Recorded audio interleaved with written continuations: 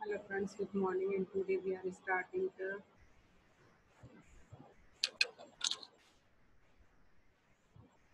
hello good morning and today we are starting the chapter number 5 next topic. Okay. First one topic I have completed yesterday, introduction I have completed and then after that I have started what do you mean by the real cost and before that I have completed importance of cost. These all things I have discussed yesterday. Now I'm going to discuss about the opportunity cost. Okay. So, what do you mean by the opportunity cost? Before that, I want to discuss the word. What do you mean by the opportunity? Okay, opportunity that means what? This opportunity cost related definition and idea has given by Australian economist, but it was properly presented by Professor Pradesh. Its idea has given by Professor. Its idea has presented by Australian economist, but it's properly presented by self-presentation. What do you mean by the opportunity? First, we'll discuss this. Who is given idea? Australian economist, properly presented by Marshall. Why I repeated this answer? Because also in one mark, the last time it has included in the unit test, it has included in the last final exam also. So friends, what do you mean by the opportunity? We have to discuss this one first. Opportunity that means more than one option. Okay. And another one word is the alternative. It's another one name is alternative cost also. Alternative that means what? More than one use. Alternative that means what? More than one use. So this concept mostly depend on this concept only, on this characteristic only. The factor of production when a factor used for a particular any commodities production, it can be used more than one other. It can be used for more than one. That means a particular production factor can be used for more than one option. Okay. And it is the characteristic. When a factor is used for a particular use, the other use is left out or the same cannot be used for other purpose. Therefore, the best alternative, which one is left, it is known as opportunity cost. Any confusion? Okay, I explain next. If you have a field, okay, and a piece of the land, on this piece of land, you can produce wheat or you can produce rice, you can grow any type of vegetable or you can grow the grass. Okay, you have this all option. Which one you will select? If you are going to select wheat production, you will left this all other option. Grass, vegetables, other grain. Okay. You will left this all and you have selected wheat cropping. On the same time, same piece of land cannot use for the grass production, lemongrass production, and it cannot use for the rice, it cannot use for the any other vegetable production. That means what? All other options left out. Only one option is selected. Suppose you have left out, if you are going to produce wheat, you can get 20,000 rupees by this piece of land. And if you left out that one and you are going to select rice production, how much you want minimum? How much you want? Minimum 20,000, which you can get by the wheat production. Minimum same thing, same amount you want by the production of rice. So this one, which one left out, or the same cannot be used for other purpose. Therefore, the best alternative, which one is left, it's known as opportunity cost of the production. Another example is given here in your textbook. If factor of production I is given for the land, for the other factor of the production also, for the labor, I am also a labor. If I am working here, on the same time, I cannot work in another school, another college. I cannot work on the same time. I cannot work. But if any other school require, and these are management, another school's management said that, ma'am, you come and you can take classes, same classes on the same time. I have so many options. I can select this, that one school. I can select any college lecture. I can select any tuition class on in the same time today. If I'm going to select another one school, 7 to 12:30, during this time I have selected any one school. What I want, what amount I want minimum, whatever amount paid by this school, same amount I want from that. Minimum, that amount I want. Then only I will left out it. Otherwise, I will not leave it. Got it?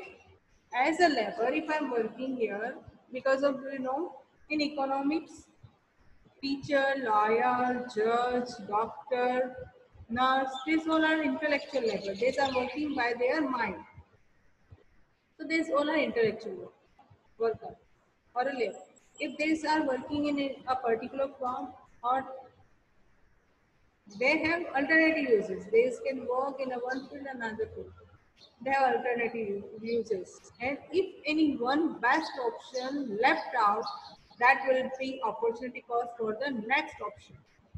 If I will leave this school, I will join any other college, the minimum amount I want, which paid by this school. Suppose this school is paying 30,000 rupees per month. This much amount I want for that option, whichever I left. If I'm going to left this one, I want that opportunity. My opportunity cost will be these options left out, which I left out.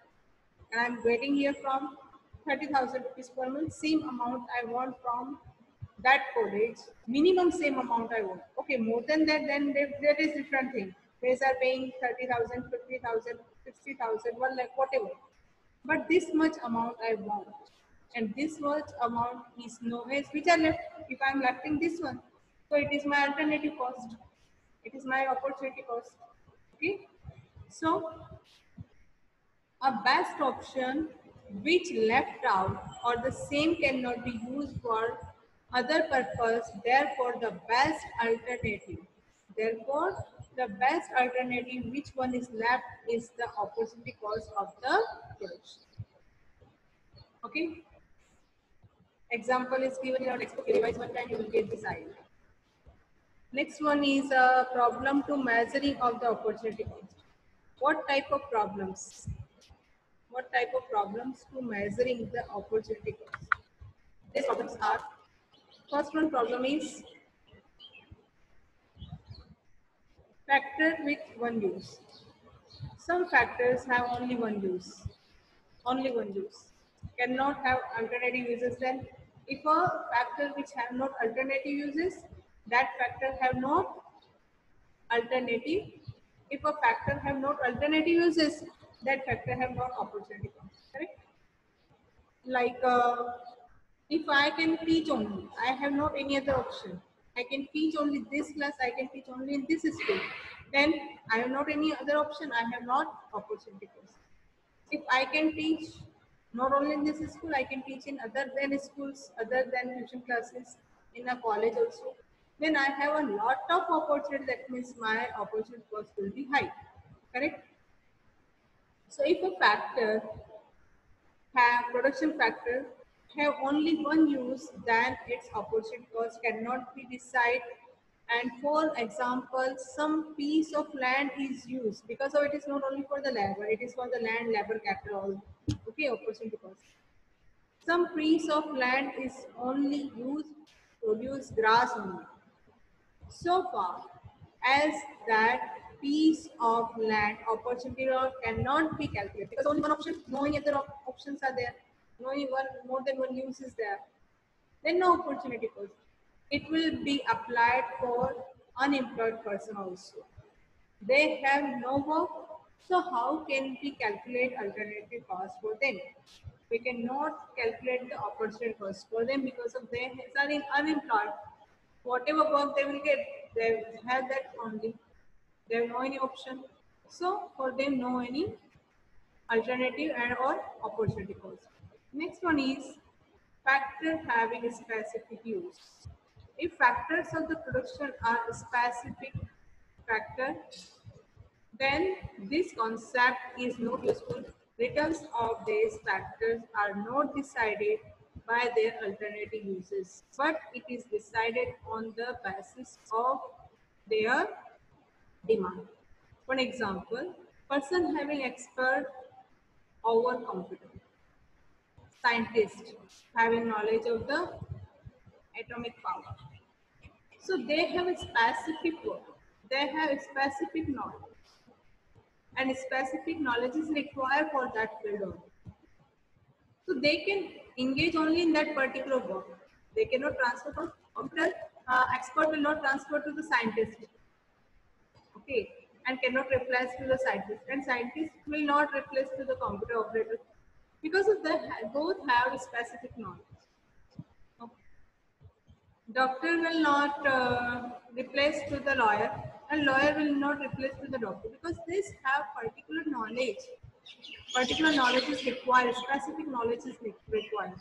So this time we cannot measure the opportunity cost.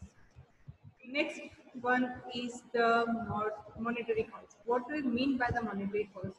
Friends, there's two we have done. First one is the real cost and second one is the opportunity. But friends, these are non-monetary costs. First one is the non-monetary cost. Why first one is the non-monetary cost? Because of that cannot be measured in the terms of money, which has related to psychologically also. So that cannot be measured in the terms of money, and first one is the non-monetary cost. Second has the opportunity cost. Now third one we are discussing the monetary cost. What do we mean by monetary cost? Monetary cost is the cost which can be measured in the terms of the money. The cost, production cost, which can be measured in the terms of money, that is known as monetary cost. Concept of monetary cost is useful in economic analysis, decisions related to production, and in price determination because real cost and opportunity cost have many limitations. Cost of production is calculated in the terms of money. Therefore, concept of the monetary cost is important. Producer having objective of the maximum profit, producers goods at low cost and tries to maximize profit from the income by selling the product. The cost of production in terms of money is known as monetary cost. What do you mean by the monetary cost? The cost of the production in terms of money is known as monetary cost. For example, if a factor producing pen incur the cost of 50,000 to produce 1,000 unit of ball pen. So the monetary cost of for the 1,000 ball pen is 50,000. What is the cost of per unit? What is the cost of per unit? 1,000 unit produced by 50,000. So what is one ball pen's production cost? 50 rupees. See? Next one is the short term and long term cost. What do you mean by the short run and what do you mean by the long run? First, I will discuss this thing, then I will discuss about the long run, short run cost. What do you mean by the short run? Short run, that means what? Before that, you have to read one time These all costs which I have completed: real cost, opportunity cost, and monetary cost. Then we will discuss this short run and long run. Friends, we in economics we have these two time periods: short run and long run. But before that, I have already completed. We have these four production factors: land, labor, capital, input. Correct? We have these four production factors, and in this, these are some factors of the production whose quantity can be changed easily. Quantity can be changed easily with the change in the quantity of factors of the production. Okay, there are some factors of the production can be changed in the due to change the quantity of production, and quantity of production also change, like the raw material, extra labors, fuel are those factors which can be changed in the short time period. Short, that means बहुत कम time period. Okay. Therefore, they are known as variable factors. These factors are known as what type of factors? Variable factors, which can be changed easily. The quantity of the production factors can change easily due to change the production. Okay. These are known as variable factors like raw materials, extra labors, and fuel. Expenditure on those factors is known as variable cost. Whatever expenditure done for these factors is known as variable cost. On the other hand, machinery,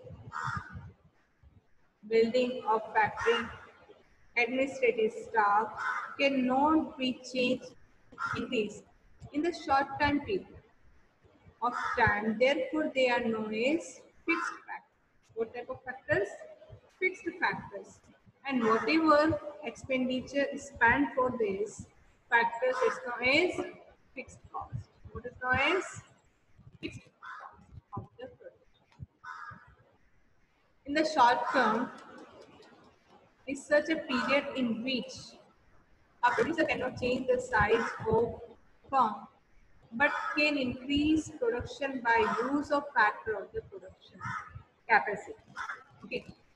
A short term is such a period. What do you mean by the short term? Short term is such a period in which a producer cannot change the size of the. I already said that we have two types of the variable. First one is the first one. There's two type of factors: variable factor, fixed factor. Variable factor can be changed due to change the production, like labors, number of labors, and raw material and fuel. Okay, size of the firm, but can increase the production by the use of factors of the production capacity. Short term is such a time period. Short term is what? Short term is such a time period in which certain factors of the production are fixed and some factors of the productions are variable, like raw material and labor, electricity, etc. are can be increased or decreased in the short term. Next one is a long term. Long term is a period. Long term is what? Long term is a period in which a producer can change all the factors of the production. So in these, all factors of the productions are variable. But in the short term, few factors are variable because of only few factors can be changed, like plant, heavy machines, building of the factory. This cannot be changed. These are what? These are fixed. This cannot be increased or decreased. But only raw material, labor, electricity, this can be changed. These are variable. This can be increased or decreased in the short time period. But in long time period, plant, heavy machines, buildings, labor, electricity, all factors can be changed. So there's factor which have fixed factor In the short term period, there is also variable in the long time period. By increasing or decreasing these factors of the production can be increased or decreased in the long time period. So it is known as long term. Okay. Producer can change the size of the firm.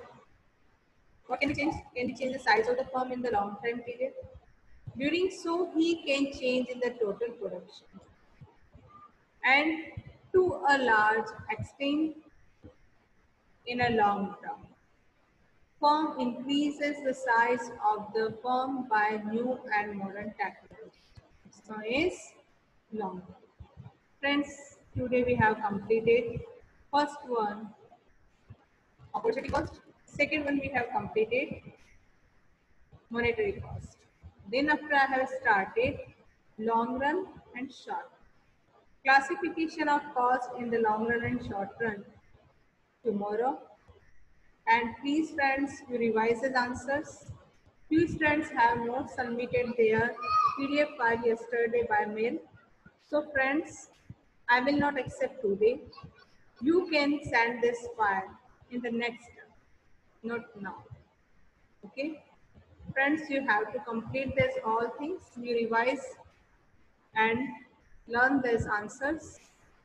In the next term exam, maybe in this term exam, economics have not added, but in the next unit test, 4 economic subject will add, and this time we have more chapters. So friends, you have to learn and complete your syllabus. Otherwise, next again your work burden will increase. Complete your syllabus and complete your work.